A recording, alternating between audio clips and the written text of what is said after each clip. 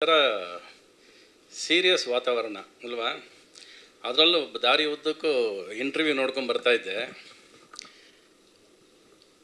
ಎಷ್ಟು ಮಾತಾಡಿದ್ದಾನೆ ಇವನು, ಭಯ ಒಟ್ಟಾಗುತ್ತೆ ಮಾತಾಡ್ತಾಯಿದ್ರೆ. ಯುದ್ಧಕಾಂಡ ಏನು ಅಂತ ನನಗೆ ಪ್ರಶ್ನೆ ಸ್ಟಾರ್ಟ್ ಆಗೋಯ್ತು ಇಂಟರ್ವ್ಯೂ ನೋಡ್ಕೊಂಡು ಬರ್ತಾ ಇರ್ಬೇಕಾದ್ರೆ. ಯುದ್ಧಕಾಂಡ ಅಂದರೆ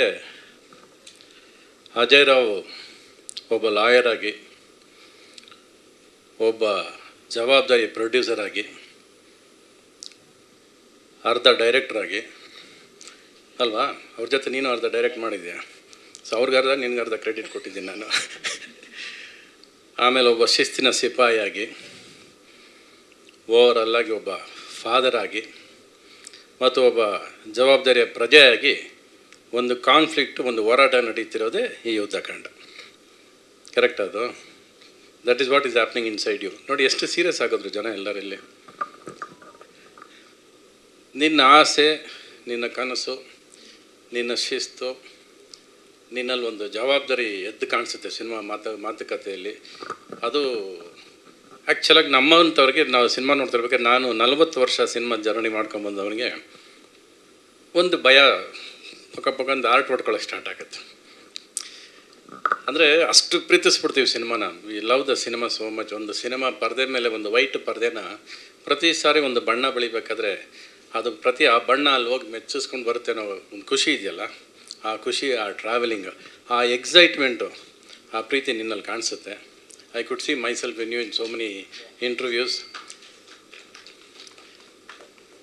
ಇನ್ನು cinema I think more or less story ಏನು ಅನ್ನೋದನ್ನು ನೀವು ಆಲ್ರೆಡಿ ತುಂಬಾ ರಿವೀಲ್ ಮಾಡಿದ್ದೀರಾ ಅಂತ ನನಗನ್ಸುತ್ತೆ. You already given into the public what the fight is for ಅನ್ನೋದನ್ನು.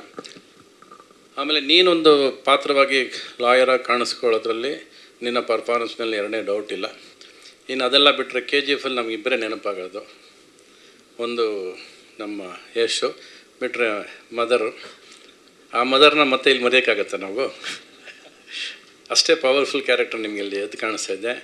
ರಾಜ್ಞಾ, ಎಷ್ಟು ಚೆನ್ನಾಗಿ ಭಾಷಣ ಬಯಾಟ್ ಮಾಡಿದ್ಯಾ ನೀನು. ಅಂದರೆ ನೀನು ಅಷ್ಟೇ ಚೆನ್ನಾಗಿ ಆ್ಯಕ್ಟ್ ಮಾಡಿರ್ತೀಯ ಅಂತ ಗೊತ್ತು ನನಗೆ. ನನ್ನ ಪಿಕ್ಚರ್ ನೋಡಿದ್ಯಾ ಹೋಗಲಿ ನೀನು? ಯುದ್ಧಕಾಂಡ ನೋಡಿದ್ಯಾ? ನಿಮ್ಮ ಅಪ್ಪ ಅಮ್ಮ ನೋಡೋಕ್ಕೆ ತೋರ್ಸಕ್ಕೆ ಬರ್ತಿರ್ತಾರೆ ಬಿಡು. ಪವನ್ ಬನ್ನಿ ಸ್ಟೇಜ್ ಮೇಲೆ.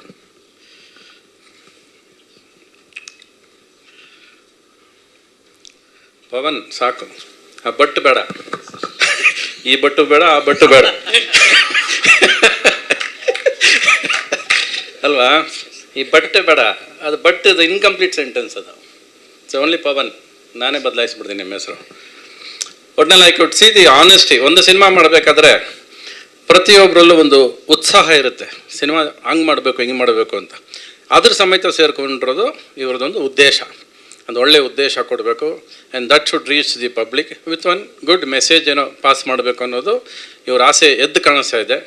ಪ್ಲಸ್ ಅವ್ರ ಮಾತುಗಳಲ್ಲಿ, ಇವ್ರು ಮಾತಾಡಿದಾಗಲಿ ಇವ್ರು ಮಾತಾಡಿದಲ್ಲಿ ಎಲ್ಲೂ ತೊದಲಿಲ್ಲ. ಅವರು ತೊದಲಿದ್ರೆ ಏನು ಅಂದರೆ ಅವ್ರಿಗೆ ಇನ್ನೂ ಎಲ್ಲೋ ಕನ್ಫ್ಯೂಷನ್ ಇದೆ ಅಂತ. ಯಾವಾಗ ತೊದಲಿಲ್ವೋ ಅಷ್ಟೇ ಕಾನ್ಫಿಡೆಂಟಾಗಿ ಅವ್ರಿಗೆ ಏನು ಬೇಕೋ ಅದು ಎಷ್ಟು ಚೆನ್ನಾಗಿ ಹೇಳಬೇಕು ಅನ್ನೋದನ್ನು ಸಿನಿಮಾದಲ್ಲಿ ಹೇಳಿರ್ತಾರೆ ಅನ್ನೋದ್ರ ಮೇಲೆ ಎರಡನೇ ಡೌಟ್ ಇಲ್ಲ. ನನಗೆ ಸಿನಿಮಾ ಕಾಣಿಸ್ತಾ ಇದೆ, ಒಂದು ಎಮೋಷ್ನಲ್ ಸಿನಿಮಾ ಕಣ್ಮುಂದೆ ಕಾಣಿಸ್ತಾ ಇದೆ ನನಗೆ. I can see the weightage of the product. ಇನ್ನೊಂದು, ನೀವು ತುಂಬ ಚೆನ್ನಾಗಿ ಮಾಡಿರೋದು ಸಿನಿಮಾದಲ್ಲಿ, ಇವರು ಈ ಜನ್ರೇಷನ್ ಲಾಯರ್ ಭರತ್, ಅಂದರೆ ಬ್ಲ್ಯಾಕ್ ಹೇರ್ಸು, ಮಿಲಿಟ್ರಿ ಆಫೀಸರ್ ಥರ ಕಾಣಿಸ್ತಾರೆ ನನಗೆ. ಇವ್ರ ಜೊತೆ ಪ್ರಕಾಶ್ ಬಲ್ವಾಡಿ ಅವರು ಗ್ರೇ ಏರ್ ಕೊಟ್ಟಿರೋದು, ಅಂದರೆ ಆ ಜನ್ರೇಷನ್ ಅಂತ ಕಾಣಿಸುತ್ತೆ. ಅದ್ರ ಮಧ್ಯೆ ಅಚ್ಚುಕಟ್ಟಾಗಿ ಕೂರಿಸಿರೋ ಈ ಜಡ್ಜ್ನ, ಅವ್ರು ನಿಜವಾಗ್ಲೂ ಜಡ್ಜೆ ಅವರು. ಅಂದರೆ ಅಷ್ಟು ಮೆಚ್ಯೂರಿಟಿ ಇದೆ, ಸೀನಿಯರಿಟಿ ಇದೆ. He prefers to be a judge. ಅವ್ರ ಮಾತಿನಲ್ಲಿ ಅಷ್ಟೇ ತೂಕ ಇರುತ್ತೆ. ನಾವು ಅಮೃತ ಮಹೋತ್ಸವ ಶೋ ಮಾಡಿದಾಗ ಅದೇನೋ ಒಂದು ನಾವು ಅಂದ್ಕೊಂಡಾಗ ಆಗಲಿಲ್ಲ ಅನ್ನೋ ಒಂದು ಒದ್ದಾಟ ಇತ್ತು. ಆವಾಗ ಸ್ಟೇಜ್ ಮೇಲೆ ನಾನು ಸ್ವಲ್ಪ ಫೈರ್ ಜಾಸ್ತಿ ಅಲ್ಲ ನಮಗೆ, ಮೈಕ್ ತೊಗೊಂಡು ಇನ್ನೇನು ಕಿರ್ಚೋಕೆ ಹೋದೆ. ಇವರು ಕರೆದ್ರು, ಬಿಟ್ಕೊಡು, ಇದು ದಾಖಲೆ ಆಗೋಗುತ್ತೆ, ಅಮೃತ ಮಹೋತ್ಸವ ಎಷ್ಟು ವರ್ಷ ನೋಡ್ರು ನಿನ್ನ ಕೋಪನೇ ಜಾಸ್ತಿ ಕಾಣಿಸ್ಬಿಟ್ಟು ಬಿಟ್ಬಿಡೋದು, ಏನಾರಾಗಲಿ ನಾವು ಮರೋಣ ಅಂತ. ಆ ಮಾತನ್ನ ಇವತ್ತಿಗೂ ಮರೆಯಲ್ಲ.